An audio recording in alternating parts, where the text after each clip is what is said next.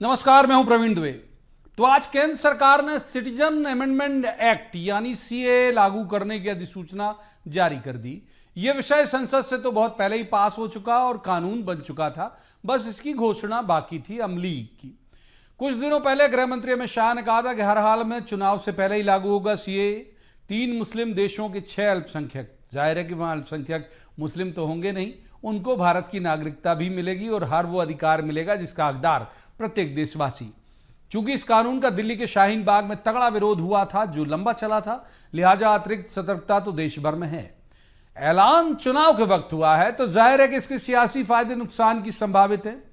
फायदा किसे होगा ये कहने की भी कोई जरूरत है भला, और नुकसान जिसे संभावित है वो पहले ही नुकसान में, कांग्रेस खासतौर पर। अब इस बड़े राष्ट्रीय विषय को लाते हैं क्षेत्रीय दायरे में। एमपी में कांग्रेस को नुकसान तो लगातार हो ही रहा है। आए दिन इनकी पार्टी से कोई ना कोई बड़ा नेता भाजपा के दफ्तर जाकर भगवा दुपट्टा डाल रहा है। कुछ वे भी डाल रहे हैं जिनके आने या जाने से बीजेपी को कोई फर्क नहीं पड़ता, लेकिन फिर भी वो स्वागत कर रही है। बड़ी बात, कारण यही है कि बीजेपी को अपने नफे से ज्यादा कांग्रेस का नुकसान पसंद आ रहा है। तो आज बात करेंगे इसी मसले की कि बीजेपी के इस मास्टर स्ट्रोक की काट क्या है विपक्ष के पास, विपक्ष कितना एकजुट रह पाएगा, एमपी कांग्रेस में मची भगदड़ की वजह क्या है, बीजेपी जो पहले से ही सरप्लस चल रही है वो नए मेहमानों को कहां एडजस्ट करेगी। बात सीए की भी करेंगे क्योंकि हमारे प्रदेश के कई शहरों, बैरागढ़, कटनी और बाकी के जो दूसरे शहर हैं वहां पर पाकिस्तान से आए सिंधी भी रह रहे हैं और नागरिकता को लेकर जूझ रहे हैं। एक बेहद खास पैनल है जिसके पास ये सारे सवाल लेकर जाएंगे और कहेंगे जवाब तो देना होगा, लेकिन रस्मन सबसे पहले आपको दिखाते हैं एक रिपोर्ट जो कांग्रेस से वाबस्ता है। देखिए,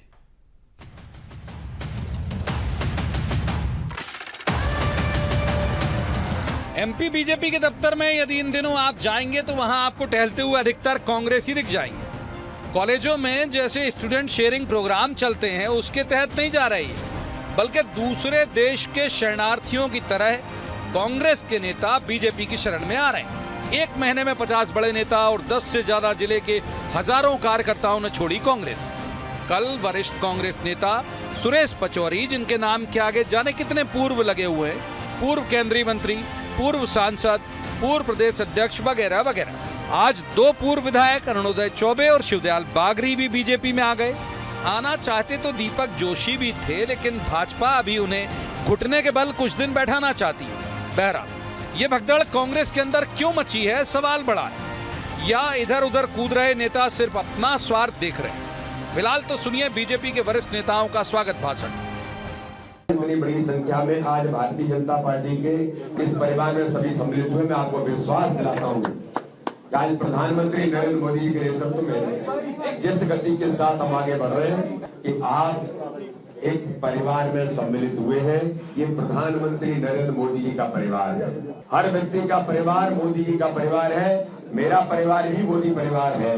तो आप उस परिवार में सम्मिलित हुए हैं। मैं आप सबका बहुत स्वागत और अभिनंदन करता हूं। जो किसी का राम का नहीं वो किसी काम का, ये है आनंद की चीज। हम अब की बार 400 पार के संकल्प के लिए आशीष जी सबके साथ हमारा ये अभियान रोज चलता रहेगा। ऐसा नहीं कि बीजेपी इनके घर पर अक्षत चावल भेजकर न्योता दे रही हो, ये कूद कूद कर आ रहे हैं। ये ठीक है कि बीजेपी ने वरिष्ठ नेता नरोत्तम मिश्रा को अघोषित एचआर हेड बनाया तो है, लेकिन उन्हें भी ज्यादा मेहनत नहीं करना पड़ रही।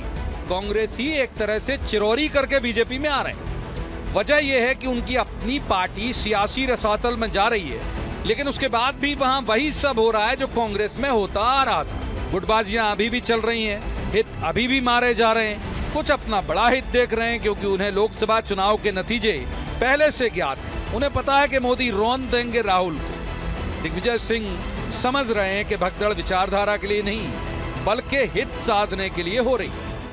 जो लोग छोड़ के जा रहे हैं मुझे नहीं लगता कोई विचारधारा की बात है, और विचारधारा की अगर बात ही तो कांग्रेस में आए क्यों, कांग्रेस से चुनाव लड़े क्यों, भाजपा के खिलाफ उन्होंने लड़ाई क्यों लड़ी। नेता जा सकते हैं लेकिन कांग्रेस का जो जमीनी कार्यकर्ता है वो नहीं जा रहे। एक बार कांग्रेस के कुछ नेताओं ने इसी भगदड़ पर कहा था कि पतझड़ का मौसम है, पुराने पत्ते जाएंगे, नए पत्ते आएंगे। हालांकि जिस तरह के हालात है उससे पेड़ के ही सूखने का खतरा पैदा हो गया। बीजेपी के लिए तो ये फायदेमंद हो चाहे ना हो, लेकिन ये तय है कि कांग्रेस को तो नुकसान इससे होगा ही। बदले में इन नए नवेले भाजपाइयों को उनके काम धंधे के लिए सत्ता का अभयदान मिल जाएगा। यानी तुम्हारी भी जय जय, हमारी भी जय जय। Bureau report, BSTV। तो उन मेहमानों का मैं आपसे तारुफ करा दूं जिनके साथ अपनी चर्चा को आगे बढ़ाएंगे। हमारे साथ हैं डॉक्टर दुर्गेश केशवानी, बीजेपी के विद्वान ऊर्जावान प्रवक्ता हैं। डॉक्टर केशवानी का बहुत स्वागत। दूसरी मेहमान है संगीता शर्मा, कांग्रेस की विद्वान ऊर्जावान प्रवक्ता हैं। संगीता जी का भी बहुत स्वागत। और तीसरे मेहमान हैं दिनेश गुप्ता, वरिष्ठ पत्रकार हैं, बहुत अच्छे राजनीतिक विश्लेषक हैं। दिनेश जी का भी बहुत बहुत स्वागत है। दुर्गेश जी का रुख कर लेते हैं। दुर्गेश जी, दिग्विजय सिंह जी कह रहे हैं कि ये लोग जो जा रहे हैं ये विचारधारा से जुड़े हुए लोग नहीं है, मतलब आप लोग कुछ प्रलोभन दे के इनको बुला ले रहे हो इसलिए वो लोग आ जा रहे हैं। विचारधारा से जुड़ा हुआ जो कांग्रेसी होगा वो नहीं जाएगा, बकौल दिग्विजय सिंह जी। देखिए, कांग्रेस की तो कोई विचारधारा ही नहीं है, और किस विचारधारा की बात साहब कर रहे हैं मुझे इसलिए नहीं आती कि कांग्रेस सत्ता लोलुपता की पार्टी, सिर्फ सत्ता जब होगी तब कांग्रेस की आप देखिए, वरना आप देखिए कैसे बिखरे बिखरे से सब नजर आ रहे। एक डूबता हुआ जहाज जो कांग्रेस का है उसको सब छोड़कर जितना चाहते हैं। 5800 से ज्यादा कांग्रेस के लोग भाजपा का दामन थामते। आज तो मुझे वो बात याद आती है नरोत्तम मिश्रा जी की, क्योंकि आपने HR के रूप में उनकी परिभाषित करने का काम किया, तो मुझे तो उनकी वो बात याद आती है कि उन्होंने 18 में कमलनाथ जी को स्पष्ट कर दिया था कि शुरुआत आपने की है और इस खेल को जो आप समझ रहे हैं कि 1-2 विधायक अगर आप हमारे लेके जा रहे हैं तो उससे बहुत ज्यादा उनको वो नहीं करना। आज तो खुद उनके जो कांग्रेस के नेता हैं, क्योंकि कांग्रेस में न तो नीति है, न नेता है, न नीयत है, तो उनको छोड़ कर सब भगे जा रहे हैं। और ये सब खुद आपने भी अपनी रिपोर्ट में कहा कि खुद अपनी वो भाजपा का दामन थाम, क्योंकि हम लोग सब, हमारी सरकार जो है माननीय मोदी जी के मूल मंत्र सबका साथ, सबके विकास और सबके विश्वास को लेकर काम करती है प्रवीण जी। तो निश्चित रूप से हम जब उस विचारधारा को लेकर, प्रदेश के विकास को लेकर, देश के हित को लेकर जब आगे बढ़ते हैं तो जनता भली बात ही समझती है कि एक राष्ट्र को समर्पित दल है और एक दल परिवार को समर्पित दल है। तो निश्चित रूप से जो लोग राम के साथ हैं, जो राष्ट्र के साथ हैं, वो भाजपा के साथ। ठीक है। संगीता जी, ये कह रहे हैं नरोत्तम मिश्रा जी ने 2018 में ही बता दिया था कि 1-2 आप लेके जा रहे हो, शुरू आप करोगे तो खत्म ये करेंगे, तो ये खत्म करके ही तो नहीं मानेंगे कांग्रेस कुछ। जो आए दिन कोई ना कोई, जैसे हमने कहा भी कि भगवा दुपट्टा डाल लेता है जाके, वो बड़ा हैरत हो जाती है लोगों को, कह रहे इन्होंने भी डाल लिया। तो हम ये मान के चले संगीता शर्मा जी कांग्रेस में ही हैं और रहेंगी। देखिए प्रवीण जी, कांग्रेस मुक्त करने की बात किसने कही थी? माननीय नरेंद्र मोदी जी ने कही थी। 10 साल में माननीय नरेंद्र मोदी जी विफल हो गए। उन्हें कहीं ना कहीं हमारी राज्यों में सरकार बनती चली गई, हम कहीं ना कहीं जीतते चले गए और वो कांग्रेस मुक्त नहीं कर पाए। तो उन्होंने एक नया तरीका सोचा और अपने नेताओं को जिम्मेदारी दी, जैसा कि भी आपने बताया कि HR का जिम्मेदारी नरोत्तम मिश्रा जी को दी है। तो उन्होंने जिम्मेदारी दी कि अब कांग्रेस से तोड़ कर लाओ, और अगर वो टूटे नहीं तो उन पर दबाव बनाओ। ED का, CBI का, IT का, उन पर दबाव बनाओ। अब ये कोई जो कांग्रेस के लोग जा रहे हैं ना प्रवीण जी, ये इसलिए नहीं जा रहे हैं कि मोदी जी की बहुत बड़ी लोकप्रियता है या मोदी जी ने 10 साल में इसे विशेष कार्य कर दिए हों, या फिर मोदी जी ने देश में कुछ डबल इंजन की सरकार ने कोई बेहतरीन काम कर दिया हो, इस वजह से कोई नहीं जा रहा है। उनसे प्रभावित होकर कोई नहीं जा रहा है। ये क्या है? दबाव की राजनीति बनाई जा रही है। उन्हें कई तरह के प्रलोभन दिए जा रहे हैं और जो उनके प्रलोभन में उलझता जा रहा है, फंसता जा रहा है, वो टूट रहा है। परंतु अभी दिग्विजय सिंह जी ने जो बात कही है वो साफ तौर पर ये कही है कि जो जा रहे हैं उनकी विचारधारा नहीं थी, और यदि विचारधारा थी तो वो इतने सालों से क्यों पार्टी इस भाजपा के खिलाफ? दुर्गेश जी आऊंगा, पहले दिनेश जी की बात जाऊंगा, माफ कीजिए। हाँ, अपनी लड़ाई लड़ रहे थे। दूसरा ये बात कहा, और उन्होंने जो सच्चे अच्छे और हमारे कार्यकर्ता हैं जो कांग्रेस से जुड़े हैं, जैसे अभी आपने मेरे बारे में प्रश्न पूछा था, तो जब भारतीय जनता पार्टी सत्ता में थी और कांग्रेस विपक्ष में थी, उस समय मैंने अपनी पार्टी कांग्रेस को ज्वाइन की थी और केवल विचारधारा को देखकर की थी। यदि देश में एक ऐसी सोच, एक ऐसी विचारधारा नहीं होती तो दुर्गेश केशवानी जी आज भी अंग्रेजों के गुलाम होते और आज भी हमारा देश अंग्रेजों का गुलाम होता, यदि महात्मा गांधी और एक कांग्रेस की विचारधारा इस देश में नहीं होती तो। ठीक है दिनेश जी की गलत है। दिनेश जी, ये एक और विषय है जो आज से जुड़ा हुआ है और जो महत्वपूर्ण भी है कि आप देखिए रोज एक एक कदम ये कई दिशा में बढ़ा रहे हैं। राम मंदिर हुआ, डेवलपमेंट की बाकी चीज़ें हुई, बहुत सारी योजनाएं अनाउंस की गई, उसमें हम ये भी शामिल कर सकते हैं जो अभी गैस के दाम घटे, फिर ये सीए जो आज आ गया, ये तो ये पूरा कंप्लीट सिलेबस करने पे जुटे हुए हैं और कांग्रेस अभी ठीक से खुद को संभाल नहीं पा रही। इन दोनों पर आपकी टिप्पणी? प्रवीण जी, ये जितनी भी आपने एक्सरसाइज गिनाई, अल्टीमेटली जो इनका टारगेटेड वोटर है, जो पहले से इनको वोट दे रहा है, 2014 में भी दिया, 2019 में भी दिया और अभी भी आप देखिए जहां भी चुनाव होते हैं तो वोट तो भारतीय जनता पार्टी को ही दे रहा है। इसमें कांग्रेस का वोट कहां से आएगा, ये सबसे महत्वपूर्ण चीज़ है कि ये जो एक्सरसाइज कर रहे हैं इससे कांग्रेस का वोट बैंक कैसे कमज़ोर होगा। दूसरा, जो आप प्राइस कम कर रहे हैं तो इलेक्शन के समय जब हम कोई भी प्राइस वगैरह कम करते हैं, आप वो उस तरह की वोटर नहीं है कि वो ये मान ले कि सब सरकार ने जो है बड़ा काम कर दिया। अब तो ये कंटिन्यू प्रोसेस है, सबको पता है ये चुनाव के लिहाज से हो रहा है, तो इसलिए इस पर बहुत ज़्यादा उस पर रिएक्शन होता नहीं है। लेकिन जो भी फैसले ले रही है कहीं ना कहीं है तो वो उनका जो पार्टी का एजेंडा है, जो बहुसंख्यक समाज का जो एजेंडा लेके भारतीय जनता पार्टी चल रही है, उससे हटके तो कर नहीं रही। आप माइनॉरिटी का विश्वास जीतने के लिए ऐसा कौन सा मुद्दा है जिसको लेकर लोग ये कहें कॉन्फिडेंस के साथ कि देश में जो कांग्रेस की नीति रही धर्मनिरपेक्षता की, क्या उस पर लौट आई है क्या भारतीय जनता पार्टी? तो आपको इस इलेक्शन में क्या दिखेगा? आप पूरा साउंड क्या है, आप किसी का भी साउंड देखेंगे, साउंड तो आपको धार्मिक ही सुनाई देगा और ये आचार संहिता तक सुनाई देगा। उसके बाद तो मुझे लगता है कि इलेक्शन कमीशन थोड़ा तो कॉग्निजेंस लेगा कि आपको धर्म के मुद्दे पर राजनीति करनी है कि नहीं करना है। तो अभी तो हर आदमी वही बात कर रहा है। आप सरकारी विज्ञापन देखेंगे तो वो राम मंदिर की बात कर रहा है। तो जितनी भी चीजें आप देखेंगे, जो वोट इनको दे रहा है, इसके बावजूद मध्य प्रदेश में हमने देखा कि 40% वोट मिला, कांग्रेस का वोट कम नहीं हुआ। तो कांग्रेस के नेता भले ही वो कम कर लिए, लेकिन उससे वोटर पर क्या फर्क आ रहा है और वोटर को ये कैसे अट्रैक्ट करेंगे? क्या इसलिए कि कुछ कॉन्स्टिट्यूंसी में शायद वॉक ओवर मिल जाए? यदि भोपाल में आपने जो है जीत भी लिया, इंदौर जीत भी लिया, जो उनकी स्थायी सीटें हैं, अल्टीमेटली धार आपको होल्ड करनी पड़ी, आपको उज्जैन होल्ड करना पड़ी, छिंदवाड़ा अभी भी आपकी होल्ड है। कहीं ना कहीं जो चीजें जो आपके खिलाफ हैं, जो खिलाफ हैं आपके, उन पर तो आप कोई एक्सरसाइज कर ही नहीं रहे, उस पर तो कोई स्टैंड ले नहीं रहे। उनको आपको पता है कि वहाँ के जो सियासी समीकरण है इस एजेंडा से पूरे नहीं होते। उसके लिए एक अलग एजेंडे की तैयारी वो कर रहे हैं, जिसमें ये दल बदल भी शामिल है कि बहुत सारे लोग आ रहे हैं। जो लोग आए, आप उनका पिछले 10 साल का ट्रैक रिकॉर्ड देखिए कि पार्टी के लिए, भगवान श्री राम के लिए या हिंदू धर्म के लिए क्या इन्होंने कोई काम किया है? ठीक बात है। एक बार दुर्गेश जी को इन करते। दुर्गेश, जो आप जवाब देना चाहते थे वो दीजिएगा जरूर। और वो संगीता जो कह रही थी कि खुली हवा में सांस भी नहीं ले पाते आप यदि कांग्रेस नहीं होती तो, आजादी दिलाई है उनने, तो उनका शुक्रिया बोलिए, चाहे तो अभी बोल सकते। देखिए आदरणीय संगीता जी कुछ भी बोल सकती हैं, क्योंकि ये राहुल गांधी की पार्टी की नेता है। ये इनकी जो 10 साल पहले की जो बात थी वो आज भी इनके दिमाग में उसी, यही इनकी समस्या भी वही है, मुद्दे भी इनके वही पुराने हैं और बातें भी पुरानी हैं। तो निश्चित रूप से ये उनको मुबारक हो। उस समय जब 47 की लड़ाई लड़ी गई, एक दल के नेतृत्व में पूरे हिंदुस्तान के लोगों ने मिलकर लड़ी, उस वो विषय नहीं है, इसलिए मैं उस पर जाऊंगा नहीं। क्योंकि सीए को लेकर भी आपने कहा, वो भी क्योंकि आज की डिबेट का विषय नहीं, इसलिए मैं, वरना उसी से रिलेटेड सब चीजें हैं। ठीक है। सबसे पहले तो मैं दिनेश गुप्ता जी की बात का जवाब देना चाहूंगा। दीजिए। निश्चित रूप से दिनेश गुप्ता जी वरिष्ठ पत्रकार हैं और राजनीति को बड़ी करीब से देखते हैं।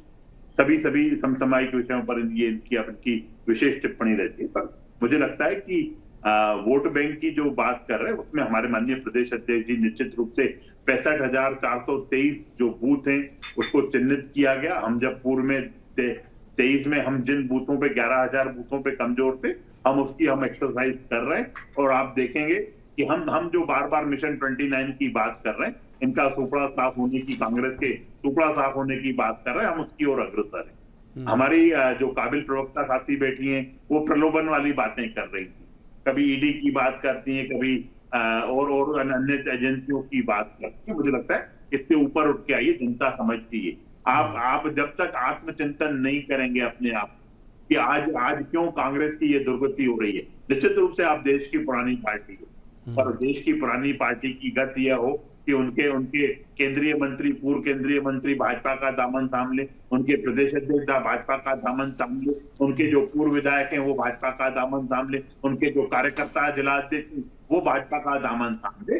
अगर आप उस पर भी आत्ममंथन नहीं करेंगे तो मुझे नहीं लगता है कि आने वाले समय में इतिहास में आप कांग्रेस को ढूंढना पड़ जाएगा कि कांग्रेस एक जवाब ले लेते हैं एक बार। संगीता, वैसे ही बात आपको लगता नहीं है, मतलब अभी मैं दिन गिनाऊंगा, हो सकता है दिन में चूक हो जाए। 30 फरवरी की अगर बात कर लें तो 50 एक बड़े नाम तो मैं देख चुका हूँ और 5-1 हजार कार्यकर्ता तो अब, और ये बड़े हैं, मैंने इसमें कोई दो राय नहीं भाई, संजय शुक्ला ही बड़े हैं, पचौरी जी तो चलिए खैर बड़े हैं ही।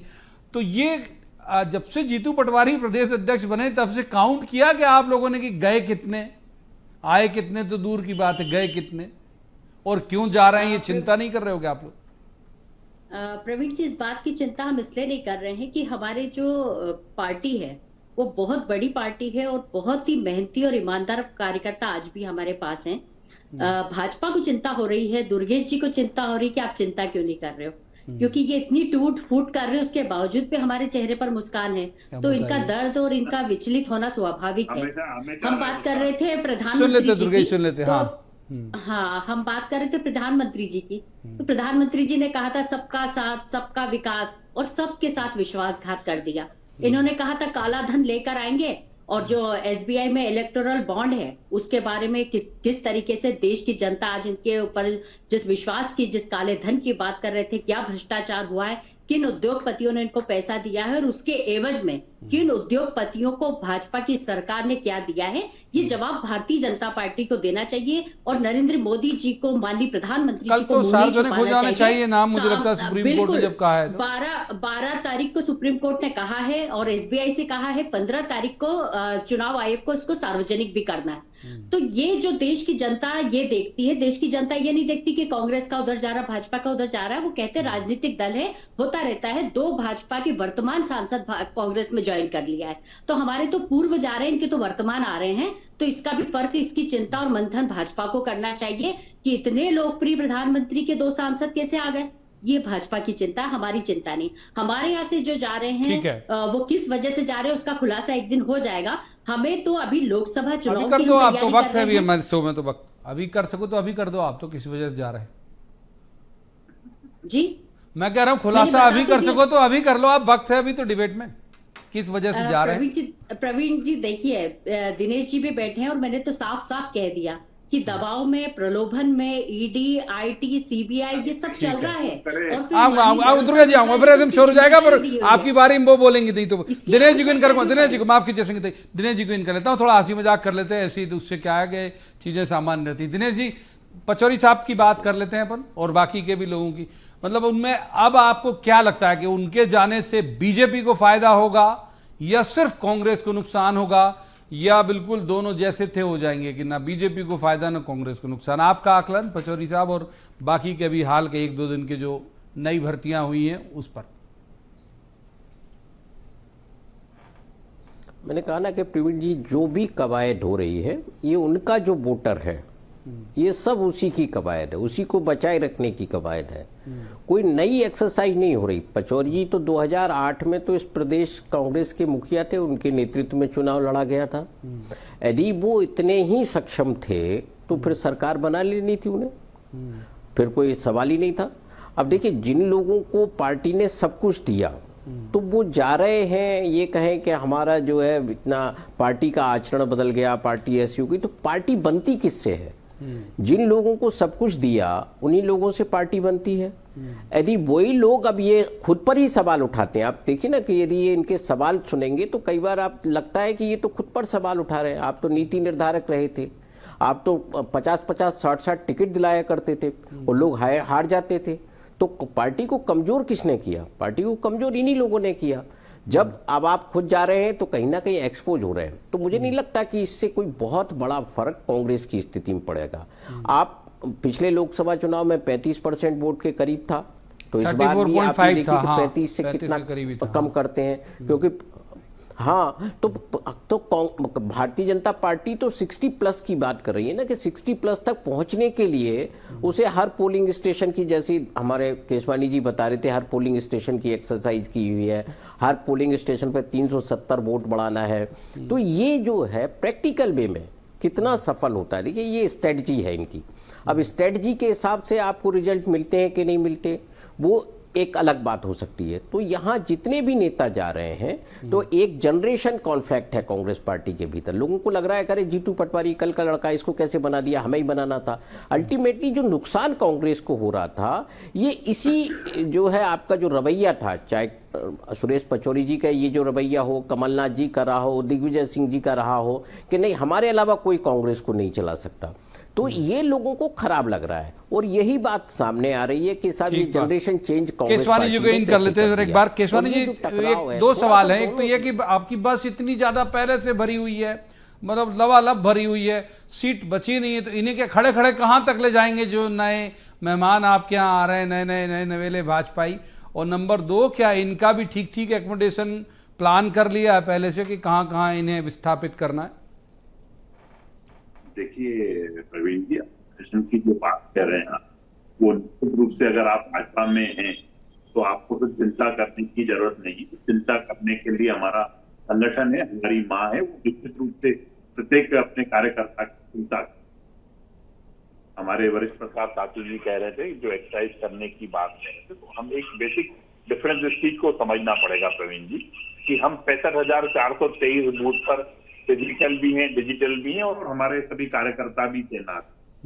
और हमारा जो विपक्षी दल है उसके पास तो बूथ पर बैठने के लिए कार्यकर्ता नहीं। तो ये नए मेहमानों की ड्यूटी लगाएंगे क्या बूथ में, जो नए आए हैं अभी आजकल परसों में? देखिए निश्चित रूप से हमारा संगठन अगर हमें दरी बिछाने की बात कहेगा, हम दरी बिछाने के लिए खड़े हो जाएंगे। हमें बूथ पे बैठने के लिए कहेगा, हम बूथ पे बैठेंगे। हमें आपके समक्ष बैठने की बात कही गई है, हम आपके समक्ष बैठकर उसको अपनी निर्माण कर रहे हैं कर्तव्य। तो ये हम तय नहीं करते कि हमने क्या करना। और जो आए हैं उन्होंने भी भाजपा की विचारधारा को जाना है, माना है, उस रीति को माना है, और मोदी जी के मूल मंत्र की बार बार बात कर रही है। ये निश्चित रूप से हमारे मूल मंत्र की ही कामयाबी है कि 10 साल हमारे माननीय मोदी जी को हुए और 65 साल की सरकारों में कोई भी बात नहीं कर पाएंगी। ये सिर्फ 10 साल की चिंता कर रही है, उस मंत्री की चिंता कर रही है, निश्चित रूप से करना भी। और मेरा इनसे निवेदन है, ये गांधी की पार्टी की नेता है, ये बार बार प्रलोभन की बात कर रही है, ईडी और सीबीआई की बात कर रही है। आप प्रूफ दीजिए ना, क्यों साक्ष्य सामने लाने से आप? उन्होंने कहा ना खुलासा हो जाएगा, जल्दी खुलासा हो जाएगा उन्होंने। अरे आज तक वो राहुल गांधी जी 15 साल से एक ही मुद्दे को लेकर आगे जा रहे हैं, महंगाई, बेरोजगारी, इन बातों को लेकर जनता के बीच में जाते, जनता नाकार। ठीक है, आप संगीता जी को साफ हो चुका है। संगीता जी एक महत्वपूर्ण बात दिनेश जी ने कही और वो सवाल लेके आऊंगा मैं। बड़ा गंभीर लगा मुझे उनका ये कहना कि क्या ये बात सही है कि अभी तक ये जो वरिष्ठ हैं, जो कुछ चले गए, कुछ जाने की कगार में, कुछ कदम ताल कर रहे हैं, जिनका मूवमेंट ही समझ नहीं आ रहा कि भाई आगे जाएंगे या सिर्फ पैर ऊपर नीचे करेंगे, तो ये क्या वाकई डैमेज कर रहे थे क्या कांग्रेस को? या उस बात से आप भी सहमत हैं जो आपकी पार्टी की तरफ से कही गई कि पतझड़ का मौसम है, पुराने पत्ते जाएंगे, नए पत्ते आएंगे? प्रवीण जी, देखिए किन परिस्थितियों में ये ऐसा निर्णय ले रहे हैं, क्योंकि मेरा और हमारी पार्टी का ये सोचना है कि विचारधारा के साथ अगर कोई खड़ा है और वो सत्ता में नहीं है विचारधारा, तब भी उसका आखिरी दम तक उस विचारधारा का साथ देना चाहिए। पर विचारधारा ही नहीं है तो फिर उसकी कोई परिस्थिति हुई होगी, कोई किसी विषम परिस्थिति में ही गए होंगे, ये कहा जा सकता है। और मैं दूसरी बात ये कह रही थी कि अभी दुर्गेश जी कुछ कह रहे थे, तो मैं उस लाइन को आगे बढ़ाना चाह रही थी, परंतु अब वो स्लिप हो गई मेरे से, क्योंकि मैं बोलना चाह रही थी कि सवाल कोई दूसरा आ गया, परंतु अब आगे आप उसको कंटिन्यू कर सकते हैं। आपको लिख के देना चाहिए था, तो मैं वही पूछता। खैर, हाँ बताइए, माफ कीजिए, बात पूरी करिए। हाँ, बस वो स्लिप हो गया मुझसे, मैं जो बोलना चाह रही थी दुर्गेश जी को। अब ये दुर्गेश जी का ही वो सोचना होगा कि उनका कैसे हो गया। परंतु मेरा यही कहना है कि जो अभी दिनेश जी कह रहे थे, दुर्गेश जी कह रहे थे, चिंता का विषय पार्टी के अंदर बिल्कुल भी नहीं है। और जिस तरीके से भारतीय जनता पार्टी सोच रही है कि हम चुनाव जीत रहे हैं या हमने 400 बोला है तो 400 से जीत रहे हैं, तो जनता सब देख रही है। ना तो आपने रोजगार दिए, ना महिलाओं को सुरक्षा दी, और ना ही जनता ने आपने 23 में भी देखा, 19 में भी देखा, तो वही तो उसी की तो हम लोग विमर्श कर रहे हैं कि जनता देखती है तो इनके फेवर में चली जाती है, तो मान लिया जाए कि इन्हीं के फेवर में। खैर वक्त फिसल रहा है, एक बार दिनेश जी को इन कर लेता हूं। प्रवीण जी, दो चीजें है ना, जल्दी पूरी करिए। जनता अगर रोजगार, महंगाई और सुरक्षा चाहती है तो उस तरफ वोट करेगी, और यदि जनता चाहती है कि भगवान के मंदिर बनते रहें तो उसमें तो हम भी खुश हैं और मंदिर बने। पर यही है दिनेश जी देश की जनता दिनेश जी, एक सबसे बड़ा आएगा। सवाल जो आज के विषय से मौजूद भी है, ये टाइमिंग क्या है सीएए की, नंबर 1, और नंबर 2, आपको क्या लगता है कि एमपी के भी संदर्भ में बात कर लेते हैं, हम थोड़ा देश के संदर्भ में ही बात कर लेते हैं, फर्क पड़ेगा इससे? जैसे आपकी बात से मैं सहमत हूं कि ये उसे ही अपील करेगा जो उस बीजेपी की विचारधारा का वोटर है, उसे लगेगा कि हाँ बिल्कुल उन्होंने कमिट किया था, पूरा किया। जो फ्लोटिंग वोटर है, जो दाएं बाएं होता रहता है, उसके भी मानस में कोई प्रभाव छोड़ेगा आज का ये फैसला? प्रवीण जी, जो इकोसिस्टम है उसको और जो है ना साउंड देने का काम करेगा ये। और इकोसिस्टम से ही तो आप चुनाव जीतना चाहते हैं ना, कि जितना एक इस तरह का बना दीजिए कि लोगों को खुशी हुई। आपने 3 तलाक की व्यवस्था की कि 3 तलाक का जो है प्रोविजन खत्म कर दिया आपने। तो आप जब प्रोविजन खत्म किया तो इससे एक इकोसिस्टम डेवलप हुआ। जो पार्टी का कमिटेड वोटर था, जो उसमें भी फ्लोटिंग वोटर होता है ना, तो वो आपके साथ रुका रहा, बहुत साला भी आज आ गया। तो इस तरह की ये जो घटनाक्रम है, तो जो फ्लोटिंग वोटर को कहीं ना कहीं जो पार्टी को वोट देता रहा, इनका स्ट्रेटजी तो यही होती है ना कि जिसने एक बार पार्टी को वोट दिया, जिस पोलिंग स्टेशन पर हम जीत गए, जिस विधानसभा में हम जीत गए, जिस लोकसभा में हम जीत गए, उसे हम वापस क्यों नहीं जीत सकते। इसी रणनीति पे काम करिए। और इसके लिए जो जो फैक्टर हो सकते हैं, वो सीएए भी कहीं ना कहीं काम करेगा। यहाँ भी कहीं ऐसे लोग होंगे जिनकी जो है सदस्यता की बात आएगी, जिनको सिटीजनशिप देनी होगी। तो बहुत सारे फैक्टर एक साथ काम करते हैं। माफ कीजिए, रोकना पड़ेगा दिनेश जी, वक्त इतनी चर्चा की इजाजत देता है। बहुत बहुत शुक्रिया तीनों मेहमानों का इस चर्चा में शामिल होने के लिए।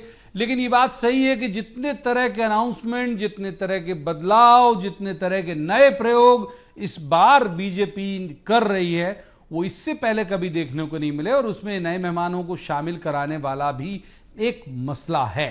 अभी उसके लिए कितना फायदेमंद होगा ये तो पता चलेगा तब जब लोकसभा चुनाव के नतीजे आ रहे होंगे। आज की चर्चा में इतना ही। कल किसी खास मसले पर खास पैनल के साथ बैठकर कहेंगे, जवाब तो देना होगा। आप देखते रहिए BS TV।